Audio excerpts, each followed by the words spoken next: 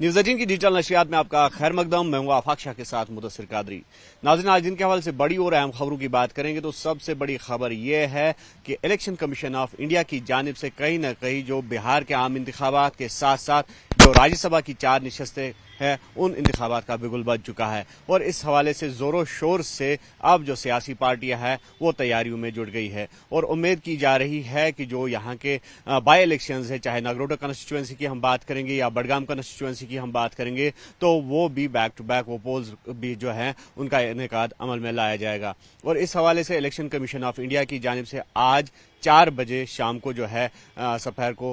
एक हंगामी press conference तलब की गई है और उसमें जो है पूरा खाका बता दिया जाएगा कि किस तरह से इन इंतखाबात का इनेकाद अमल में लाया जाएगा। और उम्मीद की जा सकती है कि जो यहाँ जम्मू कश्मीर की 4 राज्यसभा नशस्तें हैं उसके साथ साथ जो यहाँ पर लॉन्ग पेंडिंग डिमांड थी बडगाम कंस्टिट्यूंसी जो कि खाली थी, जब उमर अब्दुल्ला वज़ीर आला बन गए तो उन्होंने बडगाम और गांदरबल से इलेक्शन लड़ा था और उसके बाद उन्होंने बडगाम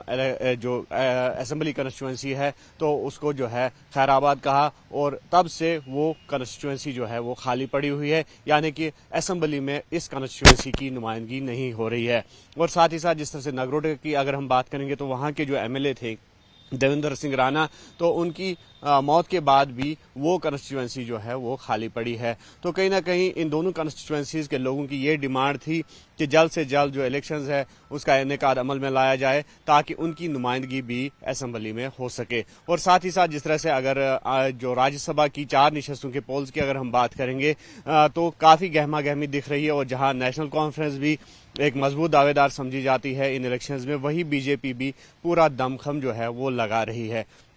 अब देखने वाली बात यह होगी कि किस तरह से यहाँ की जो सियासी पार्टियां हैं अपनी स्ट्रैटेजीज जो है वो मुरतब करेंगी और किस तरह से जो राज्यसभा की ये 4 नशस्तें हैं वो फिल की जाएंगी। और दूसरी बड़ी खबर मौसम के हवाले से, और लगातार हम देख रहे हैं कि आज सुबह से जो वादी कश्मीर या फिर जम्मू डिवीजन के इलाकों की अगर हम बात करेंगे तो वहाँ पर बारिशों का सिलसिला जो है वो देखने को मिल रहा है और लगातार बारिशें जो है वो जारी है। और इसके साथ साथ अगर महकमे मौसमियात की हम माने तो महकमे मौसमियात का ये कहना है कि आइंदा दिन यानी कि कल 7 अक्टूबर की अगर हम बात करेंगे 7 अक्टूबर तक इसी तरह का मौसम रहेगा और बिल्कुल जो है सर्दी की शिद्दत भी लोगों को महसूस होगी और बालाई इलाकों में जो है बर्फबारी भी हो सकती है। और महकमे मौसमियात का ये कहना है कि ये बर्फबारी या रेनफॉल जो है मॉडरेट से हैवी लेवल की हो सकती है और इसलिए लोगों को एहतियात बरतने की ज़्यादा ज़रूरत रहेगी। और साथ ही साथ अपर रीजन में ट्रैवल करने वाले या फिर जम्मू श्रीनगर कौमी शाहरा पर ट्रैवल करने वाले जो पैसेंजर्स हैं उनके लिए भी एडवाइजरीज जो है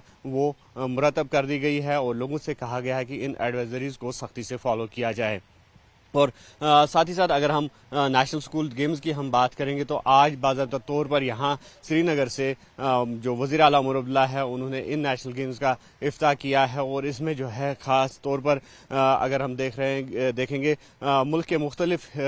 जो स्टेट्स है वहाँ के स्कूल जो है पार्टिसिपेट कर रहे हैं, स्कूल स्टूडेंट्स पार्टिसिपेट कर रहे हैं और मुद्दा और मकसद यही है कि ज़्यादा से ज़्यादा